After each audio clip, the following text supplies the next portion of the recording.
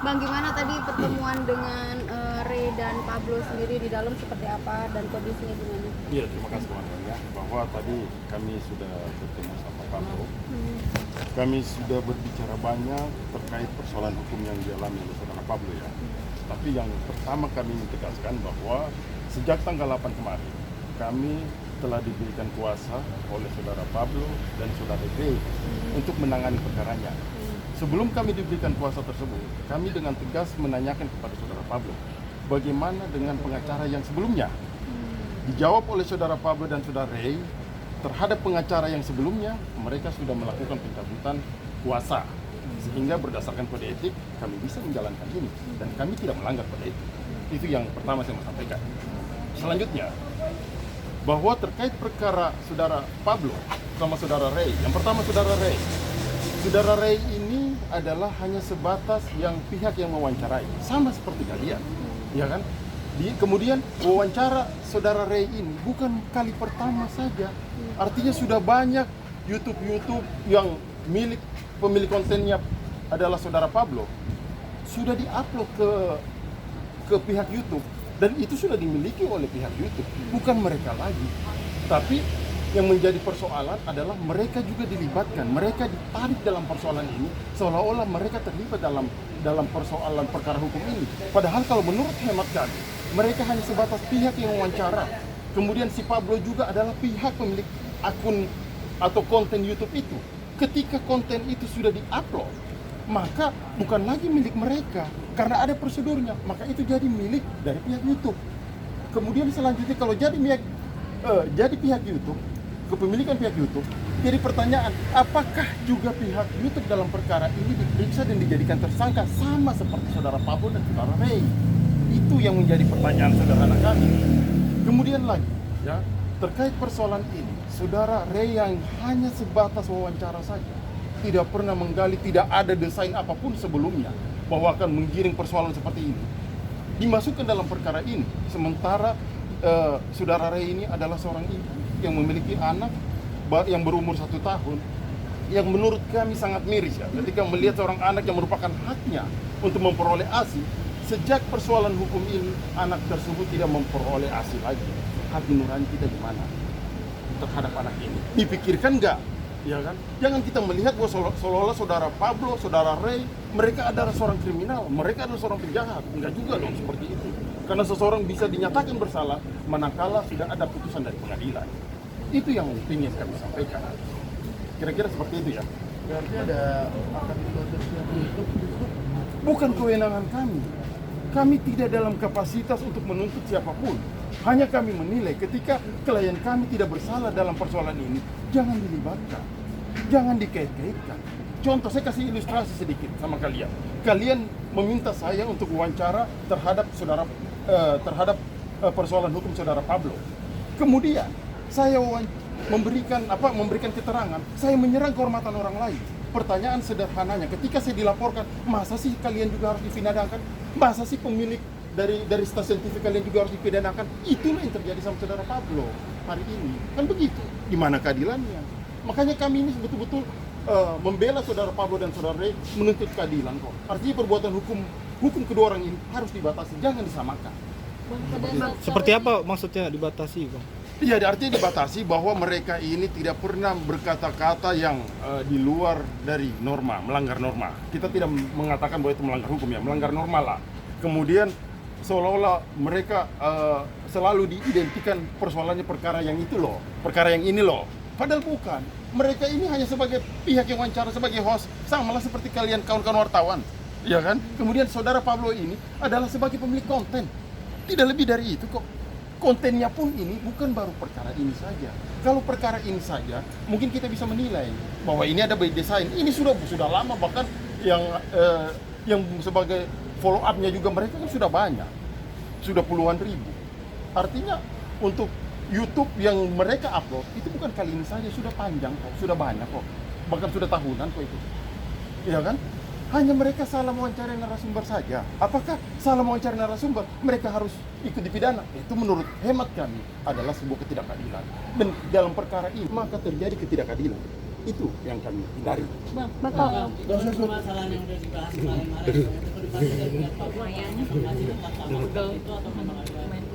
Dalam permasalahan yang mana? Kasus ini Bang. Kan ini udah 3 bulan penahanan sendiri nih Bang nih. Ya, kalau proses hukumnya ini dilakukan penahanan mereka itu masih wewenang dari pihak penyidik. Ya. Artinya masih bisa kurang lebih 5 bulan karena yang perlu kawan-kawan ketahui juga dalam persoalan yang menurut hemat kami ini hanya sebatas pencemaran nama baik atau penghinaan martabat seseorang. Kemudian digiring lagi, ditarik-tarik lagi, seolah-olah persoalan ini adalah persoalan kesusilaan. Di mana kesusilaannya? Bagaimana logika hukum kita berpikir bahwa ini adalah sebuah kesusilaan? Enggak ada kaitannya menurut hemat kami. Ya, kan seperti itu. Bang, tapi dari pihak Pablo sendiri kan ini sudah 3 bulan ya. Apakah sudah untuk lebih ke P21 gitu atau gimana untuk prosesnya Ya, yang dilakukan? yang Update kami ya, Pak? dapat informasi update-nya bahwa ini sudah P21. Oh, sudah. Tapi apakah hal itu benar-benar terjadi P21? Ya, saya pikir kawan-kawan bisa menanyakan kepada pihak penyidik.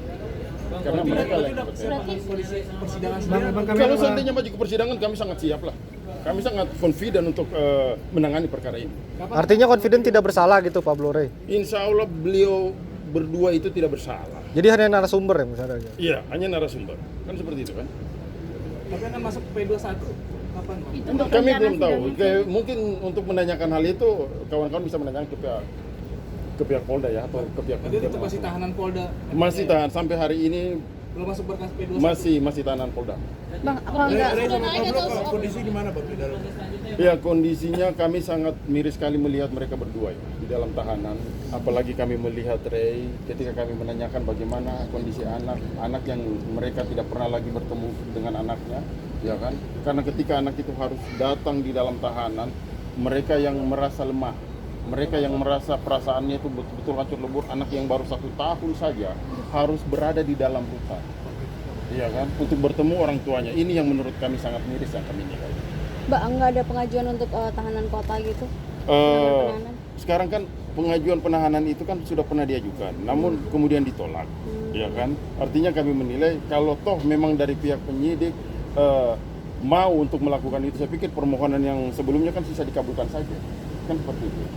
Nggak perlu lagi kita harus ulang-ulang. Kalau toh juga nantinya tetap ditolak juga kan. Begitu. Bang, ada alasan nggak Pak Cukup sebelumnya cabut? Ya, kalau untuk persoalan itu kami kurang etik lah untuk menanggapi itu. Itu antara kliennya dan pengacaranya lah. Itu bukan wewenang kami harus menanggapi persoalan. Apa ada ketidakpuasan dari Pablo dan Rey-nya? Kami nggak masuk untuk menanggapi hal itu ya. Karena kami sesama lawyer nggak etik untuk harus saling menanggapi atau mengomentari hal itu. Bang, tapi apa diputuskan sendiri untuk menjadi lawyernya Pablo dan Ray sendiri sejak kapan sih Bang?